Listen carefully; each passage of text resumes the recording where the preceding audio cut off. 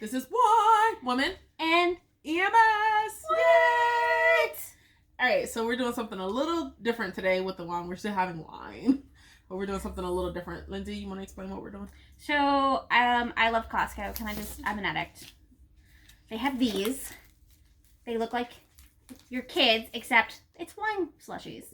You put them in the freezer and you eat them. And mine is, what's mine? Strawberry grapefruit rosini, and yours is? I have the peach mango bellini. Friggin' amazing.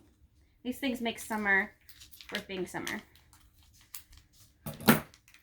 Just remind your kids that it's a mommy popsicle. Oh, that's good. Mm-hmm. Ooh. Mm. Just don't come to your kids. Lindsay's Bujank is in the background, and he has the pomegranate. What is it, babe? Did you finish it? No, not yet. Blackberry pomegranate sangria. Blackberry pomegranate sangria. That one's bitchin' too. These are all good. This is really good. So today, we're going to talk about funny calls in EMS, because let's be honest, we've all had that. Yes. Okay. Those are the best ones, especially if you're trying to, you have those people that always try to one-up you and everything. And so, you don't want to necessarily do the serious calls, because the serious calls brings up the whole PTSD thing that we'll talk about that later. Yeah, we'll do another episode on that. Yeah. But the funny calls are the ones that I try to use when somebody's trying to one-up me. And I'm like, I'll just make everybody laugh because of the stupid stuff that I come in contact with. So that's what we're going to talk about today. So, what you got? Okay. So, remember when I was precepting? This girl was on my truck. All right. So, let me tell you something. So, I had just started precepting at the agency that the two of us worked at together. That's actually how we met. So, it's been about 5 years now. Mm-hmm. Right around 5 years now that we've been friends. And she started as a preceptee on my truck, and this girl right here. Now, it was so bad because by myself, with it just being me and my partner, I was a shit. Lindsay comes along, and I have a white cloud over my truck.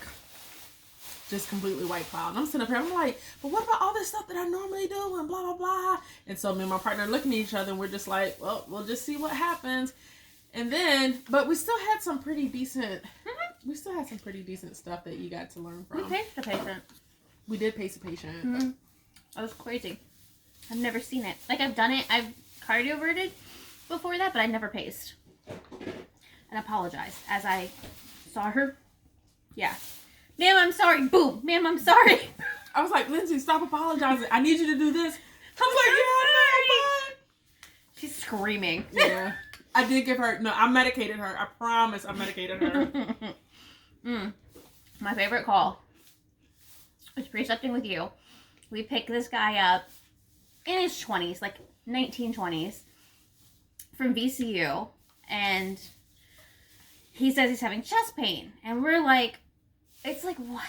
Fucking 6 a.m. And we're like, okay, this guy partied, he did some drugs, and he's freaking out. Like, he's fine. It'd be different if he was like, I have a medical history, cardiac history of fill in the blank. Then you'd have my attention. But a healthy 19, 20-year-old, you did drugs. You're part of the art school at VCU, let's be honest. Okay, so you know what I'm talking about. So we show up for chest pain. Literally, the hairiest guy I've seen, skinny as a rail, wearing a pink crocheted vest with the hair, still sticking through the fucking vest, trying to keep a straight face, and then we see self-harm marks on him, so of course we're concerned. So now we're like, okay, we're not concerned about chest pain, he's obviously having like a panic attack or drugs or whatever, but he's totally stable. So then we start asking him about those, and he I swear to God, straight face looks at me and goes, oh, that was a sex thing with cigarettes? I tried it with my girlfriend, but I decided it's not for me. Straight face. I had to turn around. And we were sitting up there, and we were like, we looked at each other, we were like, straight. He was just like, it was a sex thing. And then the fact that he said he'd mentioned something, because at that point, I was like, Lindsay, this call is all yours. Go ahead, girl. Go for what you know. And he started talking a little bit more about some of his other sexual escapades. It was kind of weird, but it got weird. It wasn't even a long transport. it wasn't. It got weird. It wasn't. Like, he was a student who lived on off-campus housing, but of course we know that off-campus housing isn't that far from the campus, so the transport itself was like 5 minutes, I think. And that was he was so nice though. He was so Literally nice. to this day, I'll just look at Stuart and be like, it was just a sex thing. I decided it's not for Yeah. Who lets their girlfriend burn them with cigarettes? Yeah, it was weird. But he was so sweet. Oh, but he was anxious. He was on something. You think so? Oh, he was anxious as hell. And he was still revved up at 6 a.m. Yeah. I didn't know if it was his, because he did admit to some mental health issues. It could be anything. I didn't know what it was. So when I gave report at the hospital, they were like, "What's going on?" I said, "I don't know." He's got a lot going on. That was a lot. The nurse looked at me, and so it was a nurse that I normally see pretty frequently, and so she was like, "Something must be off if you say that you don't know." And I was like, I don't know. I said, "But make sure you ask him about his arms." You're so mean. I didn't know you did that. So yes. So when I saw her, either the next night, it was pretty soon afterwards, either that next night or the night after, she came up to me. She was like, "Bitch, I'm about to slap you. How could you?" And I was like, "But did he tell you what happened with his arms?" And she was like, and then she just walked away. You know what? That's kind of how we prank on nurses a little bit. We don't filter for them. We're like, watch this. We were blessed. The hospitals down here. Good sense of humor. Yeah. Yeah. So they roll with it pretty well. Yeah, we could get away with a lot of stuff with them. It makes it pretty fun. Yeah. Because you gotta, otherwise it gets tedious. And it's one of those things. If you don't laugh, you'll cry. You cry? Yeah. Laughter is better. Yes. I don't. Every now and then you need a really good cry, but yeah, you know, I like laughing. I do too. That was a good call. Yeah. Hey, what about one of yours without me? I just had so many of my calls were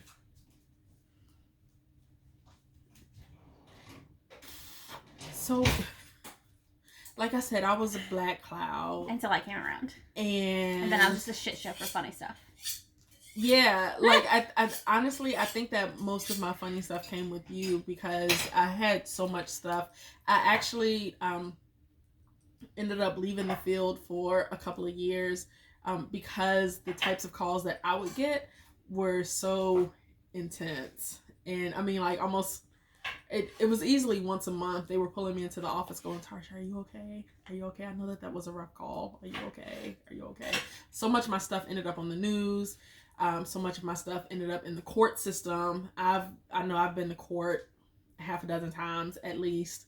See, I've never been to court. Yeah, I've been to court. I've been, not me personally, but the calls that I've run have been on the news. And then some of them wouldn't be on the news for like a night or 2 nights. It would be on the news for a couple of weeks. And then it would stop. And then because it eventually went to court, then it would be back on the news again. So. Draining. Yeah. Yeah. Draining. Yeah. Emotionally, physically. Yeah. Draining. So I don't really have, like I said, I think a lot of my funny stuff was with you. Oh. We'll have to do another one and come back and see what I can think of because I'm pretty sure that they're back in the recesses of my mind. Yeah. You got another one? You got to remember though, cause I hold on to them because I've had a lot of bad calls. Not as bad as yours, but I've had some bad calls. And I hold on to the funny ones because that's how I cope. That's, if you haven't figured it out, I think everything's funny. Inappropriate, whatever. You kind of have to have a sick sense of humor. Yeah. You do. It's true. I don't think people outside of this always understand our sense of humor. And they're like, "How could you?" And I'm like, because otherwise, how do I go home and pick up my kid and go to the pool like it's nothing? And it's true that our sense of humor has been shown to help us deal with the things that we come in contact with. We know that, I mean, there's that old saying that laughter is the best medicine. And studies have shown that even though first responders, our sense of humor is a bit morbid, a little bit, that with us having that it does help us to deal with things a little bit better. So I'm quick to throw on a Dave Chappelle special, regardless of how old it is. Cat Williams, yeah, Bert Kreischer, all of them. I'm going to Bert Kreischer. Are you really? In 2 weeks. Seriously? We got tickets for our anniversary. Shut up! Oh my gosh, I'm so jealous. I'm so jealous. excited. You guys have no idea. I'm so excited. Let me know how his boobs flop when he takes his t-shirt off. Hell yeah, I'm so excited for that. You have no idea. But I want to end that stigma people have that we're calloused. We're not calloused. We have to survive. Yes. It's not a callous. It's not that we don't care. It's not that we're these horrible people. I have to go home to my family at the end of the day, just like you do. Yep. And that's how I do it. It's not a bad thing, but people think it is. Some people do think it is, and it's so funny with me having a twin sister who's a paramedic as well. The two of us get around our mom, and my mom just sits up there. She's just like, whatever, because she knows she's, you know, so much of my family is in the medical field, so much of my family is in the military, so you know they get it, and you know you grin and bear it, and part of that grinning and bearing is laughing, even if it's laughing at inappropriate stuff. But we'd never laugh in people's faces. Ever. That's disrespectful. Yeah. We're still respectful. Yes. So don't think that we're not, and don't think that it's a disrespect when we do behind your back. It's our way of not taking it home with us. Yes. Because at the end of the day, we still have a family too. Yep. But the other thing I will say is one of the funniest call. I was with Devin, and it was just a BLS transport 1 mile from the hospital to the nursing home. And this guy is whacked out of his mind. And he called me a Mick.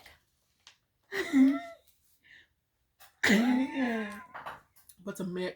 It's a slur for an Irish person. Really? That's a thing? Yes. I've never in my entire life ever been called a Mick. I've never heard that.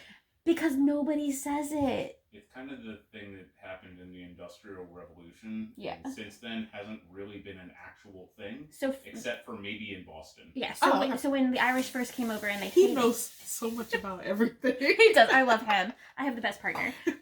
But yeah, when they first, there's a whole book on it that I read, that when they first came over during the potato famine, they're coming to Ellis Isle, and they were in the Irish slums. They were called Micks, which was like you're less, and not. This is wrong, but they would say we were less than black people, which is not okay, because black people are not less, and Irish people are not less. There's another vestige from that, too. That's why they call them paddy wagons. It's true. He's right, but shut up for a minute. Sorry. It's okay. So, yeah, Mick, paddy wagon, all of that, those were all slurs against Irish people. And so I have never in my entire fucking life been called a Mick. Paddy wagon, give a dog a bone. Sorry. No, you're fine. So yeah, this guy called me a Mick, and I was in so much disbelief that I actually got called this that I literally started laughing, and he got mad. He got red in the face. That's not funny. That was a slur against you. I said, okay. Thank you, sir. Thank you. I appreciate that. Thank you, sir, for clarifying what that was. But it literally means nothing to me because you're nuts. But thank you. I did. I said thank you. He got so mad. And he's just, he never stopped talking. From the moment we had him to the moment we dropped him off, it was just blah, blah, blah, blah, blah, blah, blah. And just like, you're a dirty Mick. And I'm like, oh, okay. Wait, what did you say? I think one of my favorite ones, now that I'm thinking about it, was a patient who, the patient admitted that they had a pretty extensive psych history. And they were saying that they were gay, and saying that he was going to marry some famous person or whatever, and actually invited me to be a bridesmaid in his wedding. And he wanted to get all of these white ducks and paint them the colors of the rainbow. And I was like, well, why would you do that to the ducks? Because the ducks haven't done anything. And I was like, you know, maybe you could like have your bridesmaids done in dresses in the colors of the rainbow or something like that. So in a 10-minute transport, we actually planned his wedding. Fun. Yeah. I love it. See, there's still good parts to this job. So, and sometimes I think it's nice and not mean. We're not making fun of them when we do it. We're making them feel human again. Yeah. And talking to them like they're a person. Yeah. So, anyways, that's all we've got for today. Make sure you hit the subscribe button. We love you guys. winemedic1@gmail.com. And if you have any comments, if you have any questions, if you want to join us on the couch, if you want to join us at the table, hit us up. And thanks for Love joining you guys. us. Bye. Bye.